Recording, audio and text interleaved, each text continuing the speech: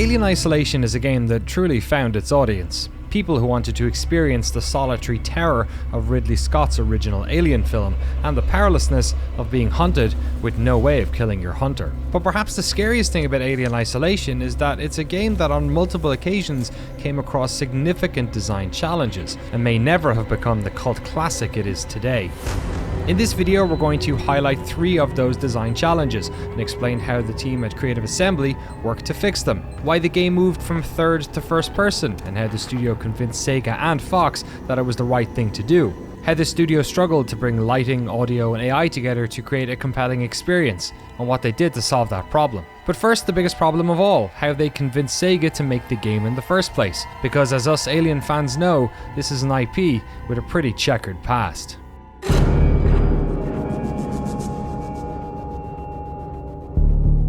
I'd always been a huge fan of Alien. Yeah, I mean, I'd read Alan Dean Foster's novelisation, I think, before I'd seen the movie as a kid. So I had this quite strong mental image of what it might be like. Obviously, I saw the movie afterwards.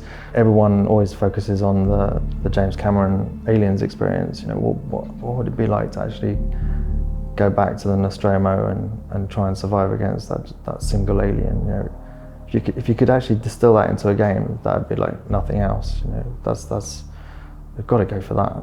Sega kind of talked to us about the fact that they did have both the Olympic license and they were making 3 games based on the Alien license with Fox. One of which wasn't going particularly well, and they thought there was an opportunity that we could think about there. And the one that wasn't going well wasn't Colonial Marines.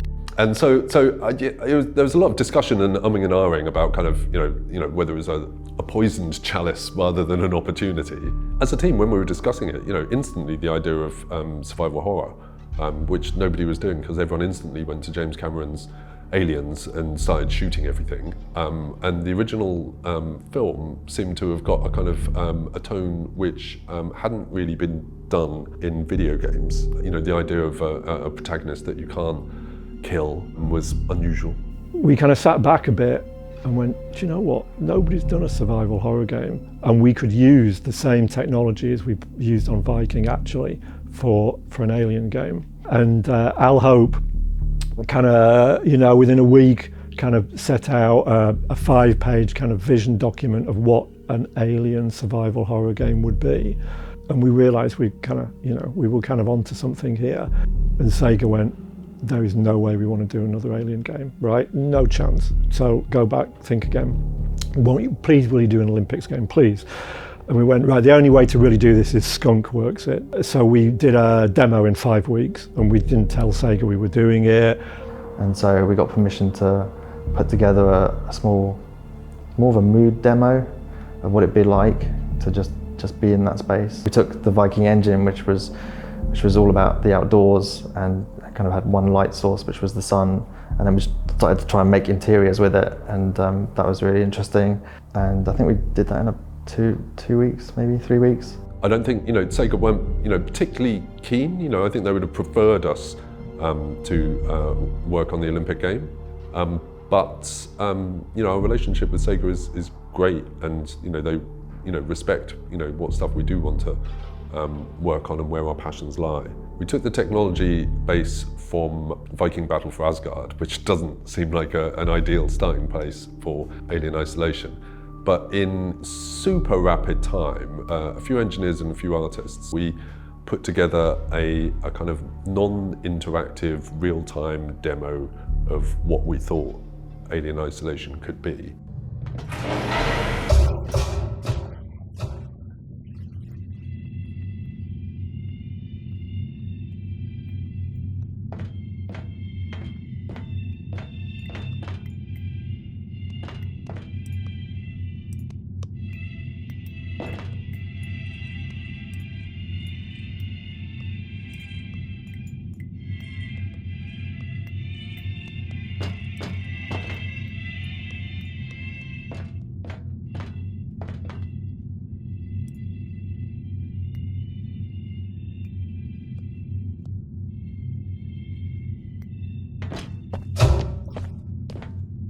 It contains all the vision of the game that we finally delivered on for Alien Isolation. Your first-person character, you're kind of walking through creepy labs. We put all of the kind of we just ripped the music stingers straight out of the film. There were some face huggers on someone's face, and then they all come kind of like running around, jump at the glass, and freak you out. And then the alien comes down from a hatch and kind of does the jazz hands. I'll do the jazz hands. Does the jazz hands, fade to black because you're obviously dead. And we went in and we also did a bit of work with Sega in that we showed some of the actual games players at Sega this demo. And so there was a kind of voice of opinion already in the room when we eventually showed it to the execs at Sega. And when we showed it to the execs, they were kind of like, oh wow, this looks pretty good. And then they had everybody around them go, this is a great game, it's going to be great. Got people's eyes on it, and everyone instantly got what the idea was. I think that just shows the power of getting things on screen in front of people. Everybody that saw it was enthusiastic about it, and so that helps a lot. Yeah, I think that created a buzz within Sega, cracked through development, and then obviously Colonial Marines came out, and all of our marketing and PR was based around showing the game rather than showing any videos of potential footage from the game. So yeah, everything that we showed the public was always from the game, so that we kind of made sure that there was no smoke and mirrors with regard to marketing for that. In the early 2010s, first-person survival horror was a genre that was relatively rare outside of the Amnesia series. Alien Isolation was in development years before the release of Outlast, PT, or Resident Evil 7 had made this genre more commonplace. So while the original pitch video for the game was in a first-person perspective, this was somewhat down to the fact that it would have taken too long to model and animate a character. And to get the project greenlit, they switched perspectives.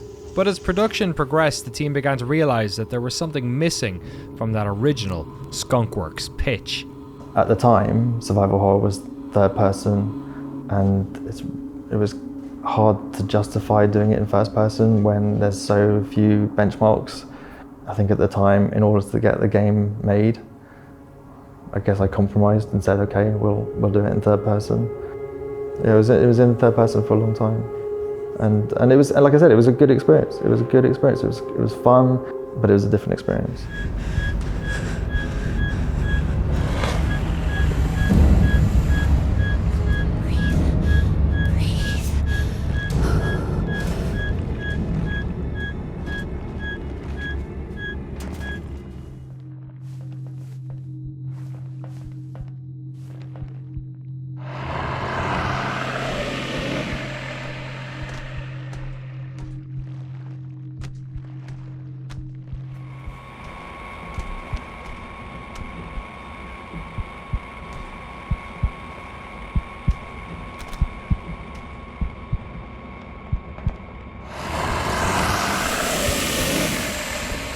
I think what was interesting about that was there was a pretty good experience there as a third-person game, navigating a character around the world.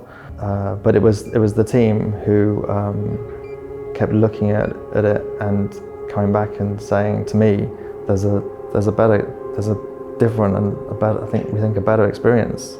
And so we hacked the camera, so it was stuck to the character's head. And just immediately, and suddenly the world just came alive as you were experiencing the world directly and the alien directly, and we just had to go back to first person. So we have to convince ourselves within the studio. We put a lot of time and investment. We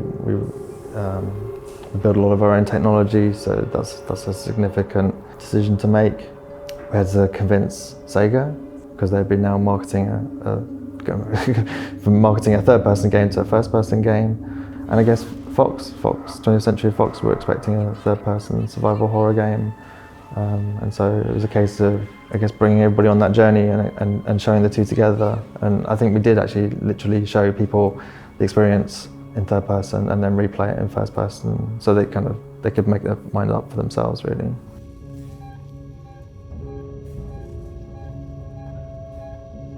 We created a dynamic lighting system with real-time radiosity, so that we could alter the lighting at any given point and still keep a high degree of realism. And that lighting system is still bleeding edge, and no one's really doing that even now. It's quite spectacular, where it bounces light around the world in real time, and nothing's pre-baked. Well, there's a lot of pre-calculations, but none of the actual lighting is pre-baked.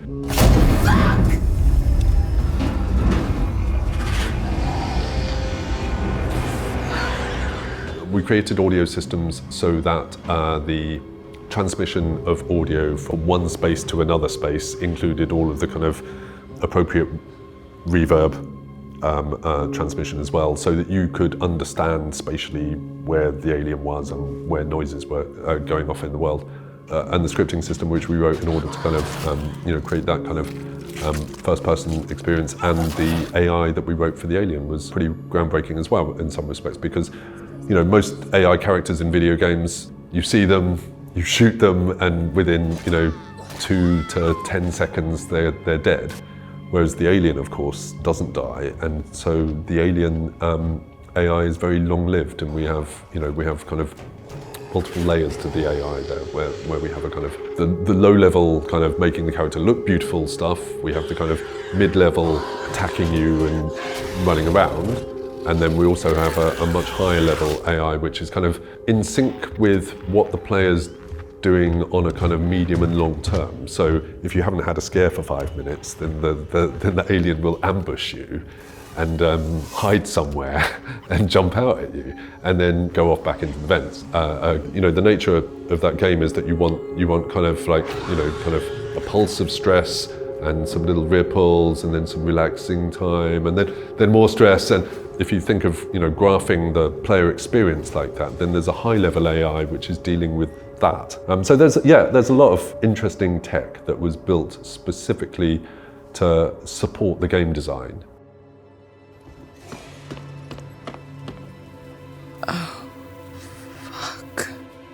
The trouble with designing many games is that it can often take years for the various pieces of the game to come together to create the intended experience, and this can be even more terrifying when your game is attempting to break so much new ground.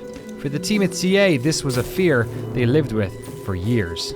Alien was arguably the most left field thing that CA had ever done. It was tricky. It was tricky every step of the way. It was a really big budget. Next Gen came along, through the development as well. So we kind of did extra work for that. We knew what we were trying to make in our heads, but we couldn't get a grip on it for quite a while. And I remember sitting in the kind of demo rooms week after week with stuff coming in, like the alien and the environments, etc. And nothing quite working, and it being based on this, feeling that there's this kind of hidden AI that will hunt you down. But even then, even when the alien kind of followed you about, it was never quite compelling, right? And we were very close to losing, our path on that. When we were looking at kind of work in progress, the alien had to animate well, it had to look great, it had to be lit in an appropriate environment. The audio had to be there, the music would have to be there, but all of those things have to come together to create that experience. And if any of them are off or any of them are missing, which of course they are during development, then it doesn't work. And so we're kind of, as we're testing the game, we're kind of like, playing it, and we're kind of like, yeah, it's all right, not bad. And then we decided to build a demo, the next stage beyond what we'd done originally for Sega. And we polished it, and we put audio in, and we put VO in. All of a sudden there'll become a point where there'll be a kind of, a critical mass of those components will arrive, and all of a sudden the alien will look great, sound great, and then all of a sudden you crap yourself with fear. And only by doing all that did we realise that's the game. That it needs every element of that, the audio, the lighting, and the AI was just starting to work then. And we were seeing people go in and play that demo, on their own behest, because it was fun and it was different every single time they played it. And it's interesting that your mind it's very difficult to project what that's going to be like until all of those elements are there. It required an enormous effort from a really talented team and a lot of belief. And I think for a long time we weren't sure we were doing the right thing. I mean, it was going to EGX Rezzed. I think it was the first time we showed it to the public, and that was the big test for me. Was okay, what's going to happen here? Because maybe we're making this quite niche game, and that was just amazing seeing people, players and gamers from every kind of taste coming in, playing the game, having these really intense experiences. We had one guy running out of the booth, only to have to come back to pick his bags up. Just standing there watching people get caught by the alien, yelp, take their headphones off, kind of look around with a big smile on their face and put the headphones back on and try again. That was wonderful. And it was at that point I was thinking, yeah, okay, this is it. We are on the right track. Alien Isolation filled a void that had been left in the hearts of many gamers, and so it's no surprise that this community has been demanding a sequel ever since. And I'm sorry to say that from our time talking to Creative Assembly, there was absolutely no indication that a new Alien Isolation was in the works. But as you may have seen from our full documentary on the history of CA, this isn't a studio that's scared to innovate, and so it's my hope at least that the lessons learned from this game will carry on into their future projects. Talk about magic and making games being magic. I think that's one of the, that's a really great example. You start from an idea, just a really high level idea about what's it like to survive against Ridley Scott's original Alien, and then 10 years later, 5 years later, after the game's been released, that people are still talking about it and kind of wanting more. I think we all look at the subreddit and read the comments and the feedback and it's great that it's found an audience and who really embraced it. Every single piece of studio communication, just about the first reply in anything is Alien Isolation 2. It's kind of like, here's a picture of Creative Assembly's summer party, and the first reply is usually Alien Isolation 2, please. And so it's amazing that that there is a group of people that absolutely love that game. That Alien Isolation, I think, is not for everybody, and you can understand why some people would not enjoy it, because it's like the original film, it's kind of slow paced, and it's not about shooting, and it's a thoughtful piece, and it's about fear and hiding in cupboards and under tables and things. Some people are not going to enjoy that, and that's fair enough. There is a core group of people that absolutely love that game and put it at number one of their all-time favourite games. And so creating something that does have such love associated with it is amazing. Yeah, it's very, very cool.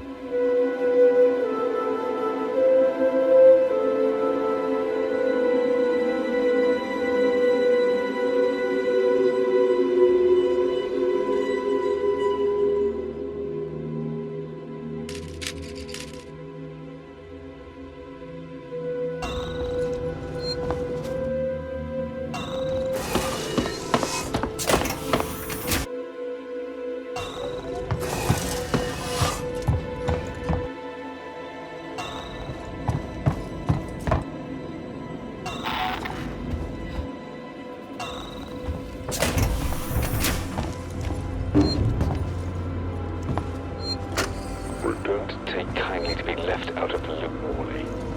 You hear me? I tried to use the dispensary today and found I was locked out. I can't possibly be expected to carry out my duties if you and Lingard cut my access privileges. I have patients who will relapse without that medication, particularly when things on the station are so precarious.